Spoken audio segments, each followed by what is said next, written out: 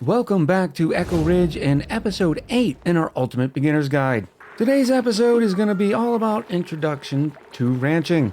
Now, full disclosure, we're going to be going over hatch ranching at a beginner type of level. Once you finish this episode, if you want a deeper dive into the world of hatch ranching and ranching itself, well, it just so happens that I have a tutorial on that, which should be appearing on your screen right about now. We are still pretty stable in our colony. We're growing all the mealwood we need to feed our duplicants meal lice. Well, pickled meal to be precise. We have plenty of water to make sure that research is still going, although we're gonna have to switch over to a more permanent oxygen setup because without doing any more digging, we're down to about 18 tons worth of algae. Although there is plenty more algae available on this map, so we're not exactly in a hurry for it. But we're also down to 29 tons worth of coal. And remember, we're using coal generators, which can consume up to 20 grams per second of coal to provide our power. Additionally, we don't want to be on mealwood and pickled meal forever. For one, it costs a lot of dirt, in which we would eventually run out, although with 145 tons that we currently have, it would be a long time. But if we go up to the consumables menu, we can see this pickled meal is actually giving our duplicants a -1 to morale. Wouldn't it be a lot better if we could feed them something else? All the meanwhile getting more fuel for our coal generators? Well, that's where the wonderful hatch comes into play. First, we're going to start off with some research. We've already gotten agriculture, but right below it is ranching, which will give us access to the grooming station, the critter drop-off, and the critter feeder, which are all required to start ranching hatches. Since we're here, we're also going to be grabbing the incubator from animal control as well. If you've checked out the room overlay enough, you will have noticed the stable. A stable requires a grooming station and has a maximum size of 96 tiles. So let's see if we can find any space that would be appropriate for a couple of ranches. And it looks like these rows here are decently sized. So we're going to start by filling in some of these ladders so that we can make them rooms. We're also going to need to clear this space up just a little bit. And we'll make room for, say, 3 hatch ranches. Another point I wanted to make is I wanted you to notice that this hatch during the daytime is buried. And it's because they burrow themselves. Which, by the way, if you highlight over the burrowed tag under the hatch, it's an adorable message that says, shh, it thinks it's hiding. But the more important thing about this burrowed hatch that I want you to realize is it's not in this room right now. While it does have the little graphic of the dug up ground, you can see that it's sitting in this tile right here, which means anytime a hatch is burrowed, it wouldn't be sitting inside your stable. It's for this reason that wherever you are ranching hatches, you need to put solid tiles down. And we'll do that just like so. We also need to keep in mind, like we spoke about a little bit last episode, is that hatches will eat just about anything. So we're also going to put the ceiling on this hatch ranch now. Because if we ended up doing it in the future, all of this debris would fall down into the hatch ranch and the hatches would start eating it. So we're going to save our future selves a headache by getting it all done now before we move the hatches in.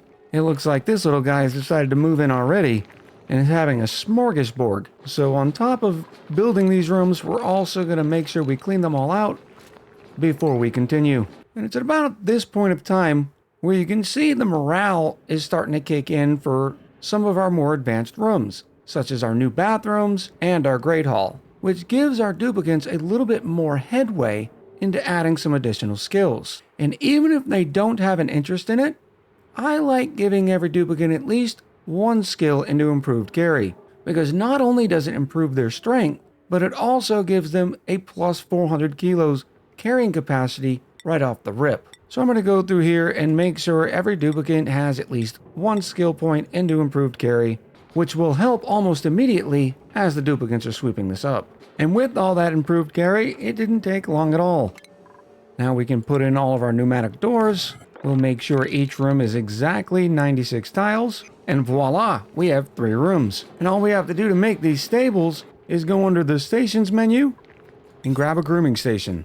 Now, because duplicants are going to be working at these grooming stations, we're going to want to put them right next to the entrance. We're going to need a place to drop off new hatches, so we'll put the critter drop off right next to the grooming stations. And then we're going to need one storage bin to hold excess food, and then a critter feeder at the end to finish it up.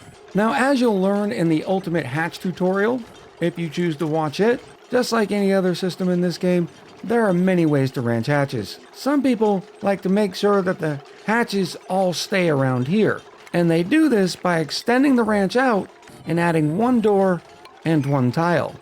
By doing this, this is still a room, but the hatches can't leave this part of it. You need to put the tile because the hatches would be able to jump up to the door and then jump back down. And it used to be that was worth doing, because the way this works is a duplicant is going to come by and have to groom each critter. Well, when the critter is way over here, it takes the little fella a couple of extra seconds to move all the way over here. There was an update probably almost a year ago now that allows these critters to sort of queue in line in order to be groomed. Sort of like they're eager and very excited to be groomed by the rancher. Because of this new-ish system of the critters queuing, it's not really as necessary as it once was to lock them in. You'll see a better example of that in the Ultimate Hatch tutorial though. The first thing I want you to notice is that it says this colony lacks critter ranching skill. And that's because we haven't given Bubbles their skill point into Critter Ranching 1. We'll do that now. We're also going to change their hat so we know that they are our primary rancher.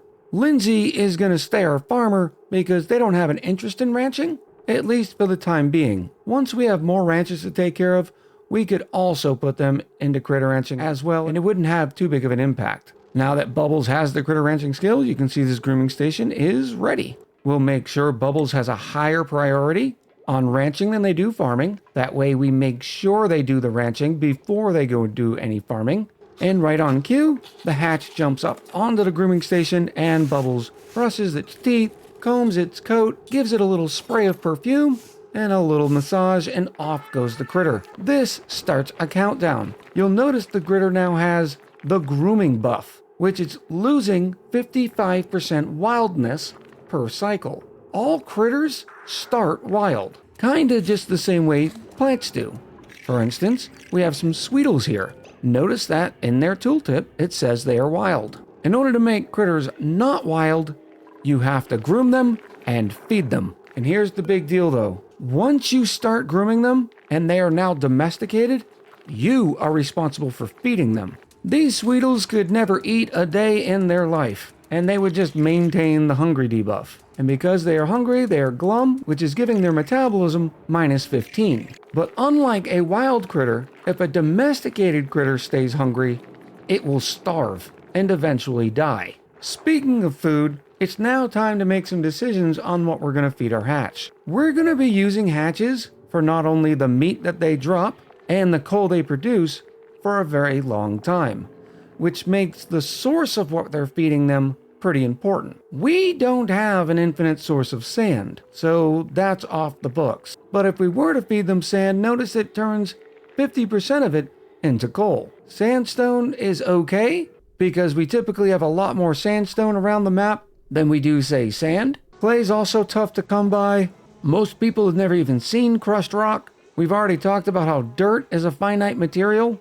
And then there's sedimentary rock. So none of the options here for just the minerals are very compelling. You could also think, well, I'm going to feed my hatch meal lice, which is basically then turning dirt into meal lice, which is then turning meal lice into coal. But after a hatch eats 700 calories worth of meal lice, you only get 875 grams worth of coal. It's for that reason you really want to stick to one of these minerals here. In our case, we're going to be using sedimentary rock for one specific reason. And that has to do with the regular hatch's cousin, the stone hatch. When we feed a hatch sedimentary rock, their chances of laying a stone hatchling egg increase. And the reason we want to do that is because the stone hatch can eat something that the regular hatch can't, and that is igneous rock. And already, even though we've only dug out this area right here, we have 60 tons of igneous rock. In fact, igneous rock is typically going to be one of the most plentiful resources you find in and around your planetoids. Additionally, every single tile that you find will have over 1,800 kilos worth of igneous rock. So even when you dig it up, you're still given almost a ton of rock in return. Here's a bunch of igneous rock here. Not quite as much the further you go in, only 1,684. But still, when we dig it up, we're going to be given almost 900 kilos worth of the wonderful raw mineral. You may not have a lot of sedimentary rock. In fact, right now we only have 3 tons. But you'll find a lot more in your slime biomes. And so the first thing we're going to try to feed this little hatchling is going to be that sedimentary rock. We click on the critter feeder, we go down to hatch, and select sedimentary rock. To make it sort of convenient for the duplicants, we also put sedimentary rock in the storage bin. Raw mineral, sedimentary rock.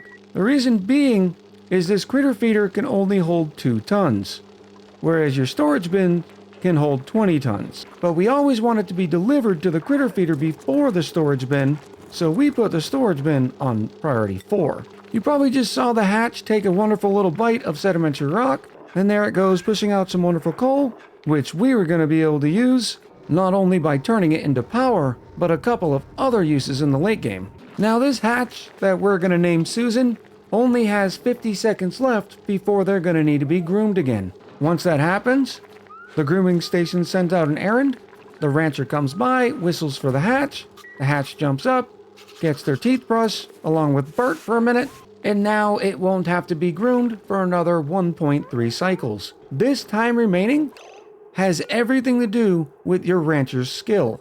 If we go to Bubbles and we go down to Husbandry, you can see with Bubbles' Husbandry skill of 3, their groom effect duration is plus 30%. So the better Bubbles gets at Husbandry, the longer this groomed status will last, which is another reason why it's not necessary to cram your hatches in the small part of your stable. Alternatively, some people like to do vertical ranches, setting them up like this, where all of this space is sort of not really used. I'm not a big fan of vertical ranches because it's much more difficult to be able to utilize that space, whereas in this stable, I can still use all of this space here. For instance, if I wanted to move all the mealwood plants, in here we could. Susan has since laid an egg, where we're going to have to talk a little bit about math.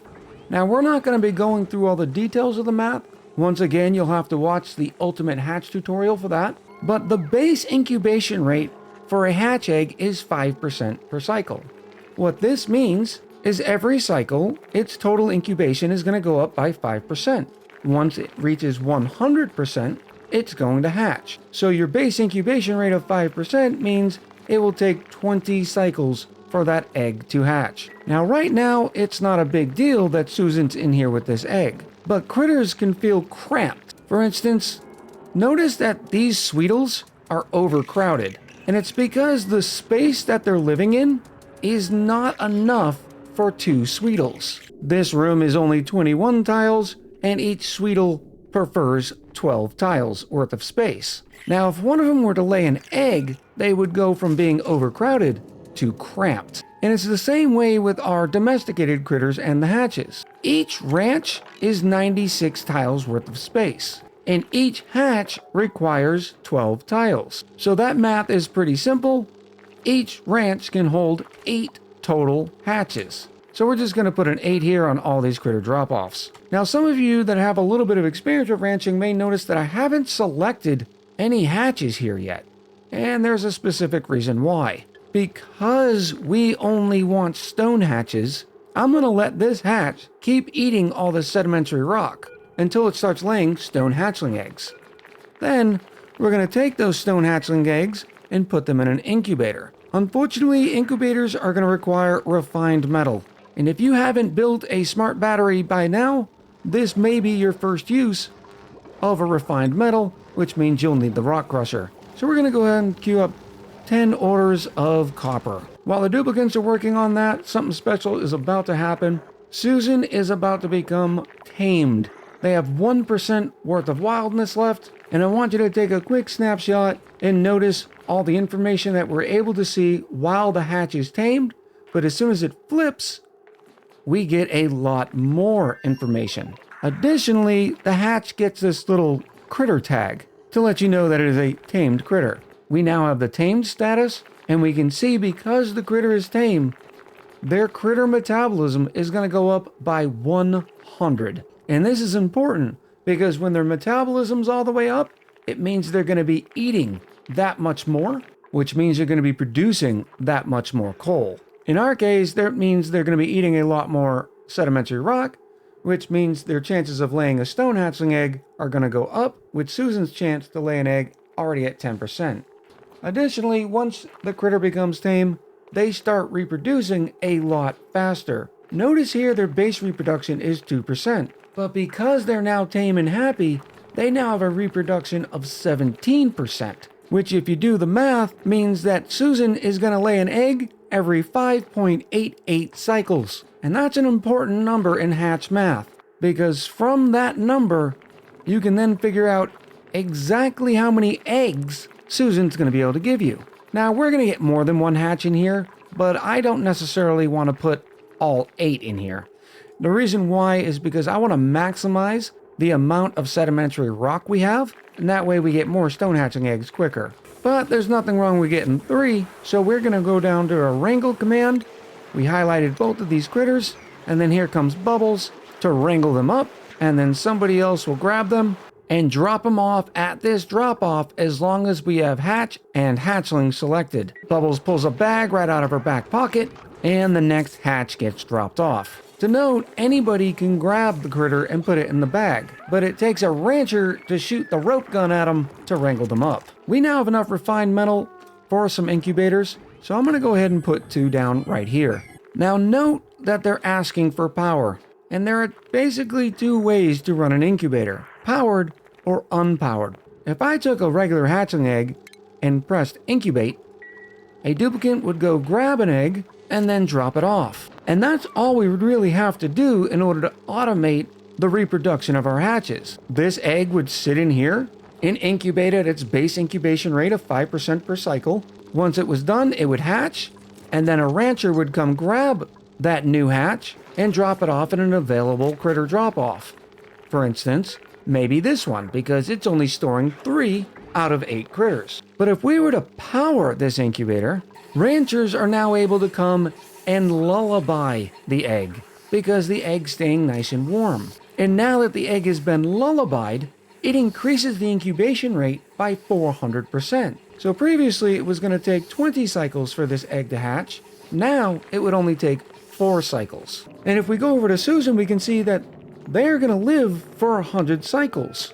So we'll need to replace 8 critters in a standard hatch ranch every 100 cycles. Well, considering that a powered incubator can produce a hatch every 4 cycles, it means one powered incubator can replace 25 hatches within 100 cycles, which would be enough for 3 ranches full of 8 hatches each, with 1 extra. If we're to keep these unpowered, we know it takes 1 egg 20 cycles to hatch, so an unpowered incubator is going to be able to give us 5 hatches in 100 cycles. And considering our plan is to run 3 ranches, we're going to need 24 hatches, which means we would need 5 unpowered incubators. Or we could just pay the power cost of 240 watts and only use 1. Now in this case, because we have so much copper ore, we are going to go to the way of the unpowered incubators. And we also don't want to incubate any regular hatchling eggs. So we're going to queue up a bunch more copper ore,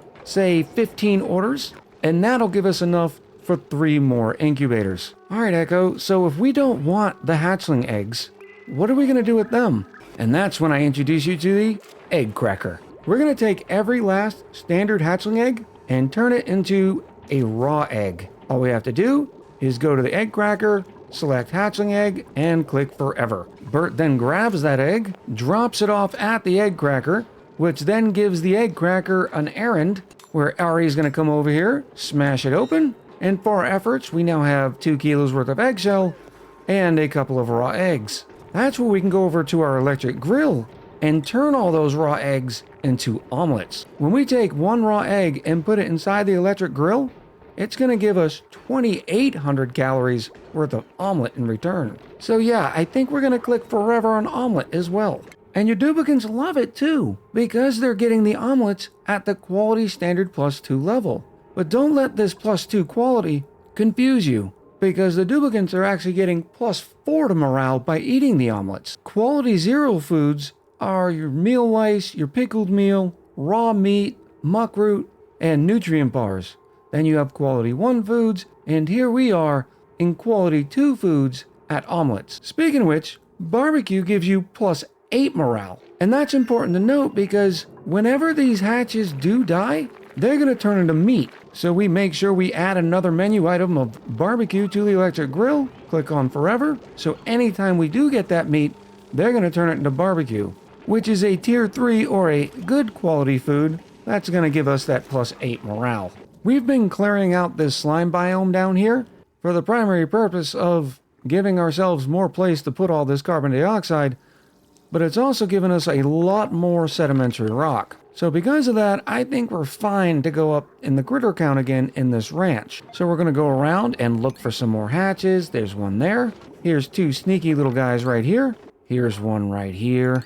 And if you can't seem to find any, one method that some people like to do is just take the wrangle command and do something like this. And just like that, you'll be able to easily find a lot more hatches. And look at this, it did not take long at all for us to get our first stone hatchling egg. But notice how this poor Susan says they're cramped. And as I was alluding to before, this is why it's so bad, because their reproduction rate is now -100. And when they stop reproducing, we're not going to get any more omelets. So no matter what, you have to have a plan to get rid of all the eggs. In this case, we're going to be taking all the eggs and throwing them into incubators. This stone hatchling egg can go in the incubator, and then we'll just copy the settings so every incubator is willing to accept stone hatchlings. And after a while, you're going to have all your incubators filled with stone hatchling eggs. Alright, Echo, so then what do we do with all the rest of the stone hatchling eggs? Well, we do the same thing as we're doing with the regular hatchling eggs, and we turn them into omelets. The key is, though, you have to make sure the incubators are set on a priority of 6. And that way, the duplicates are going to drop off eggs to the incubators until they are full, and then all the rest of the eggs are going to go to the egg cracker. Here comes Catalina, dropping off one of the new hatchlings. Notice that they are a baby, and they will be a baby for 5 cycles. After 5 cycles, they will turn into an adult and start producing eggs just like the rest of the hatches. Alright, Echo, now that we're making those omelets, how many duplicates can we feed on those omelets? Well, remember the math that I told you,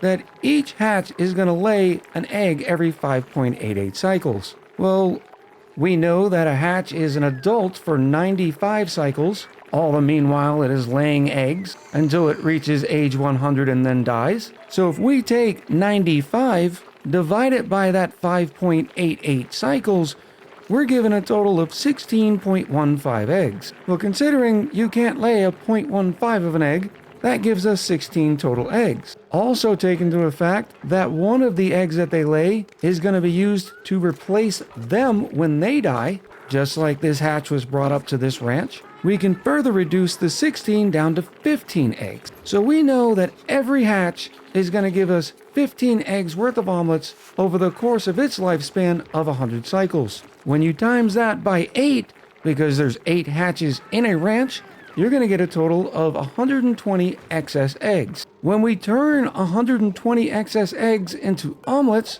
by cracking them and then putting them in the electric grill, we're going to be giving 2,800 calories. Well, when we multiply the 120 eggs times 2,800 calories, we're given 336,000 calories. Dividing that by the 100 cycles it takes to create them, we're given a total of 3,360 calories per cycle per ranch, which means every ranch is going to produce enough eggs to make omelets for 3.36 duplicates. So once all 3 ranches are full, we'll be able to feed 10 duplicates on omelets. And since we already have 1 ranch full, I went ahead and removed a bunch of our mealwood plants. This is going to save us a lot on duplicate labor.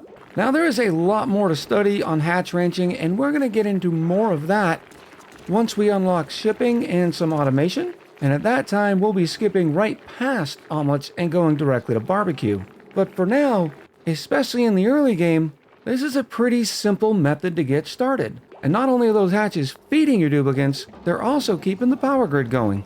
I know this episode was just a lot on hatch ranching and not much on anything else, despite the fact that I have done some digging in the background and created an even bigger carbon dioxide pit. I thought it vitally important to cover hatch ranching because of how versatile and powerful hatches are in your early and mid games. I'm looking forward to hearing what you have to say about this episode and what you're looking forward to learning most in this series. Please consider giving this video a like, and that way more new Oxygen Not Included players can find out about the Ultimate Beginner's Guide.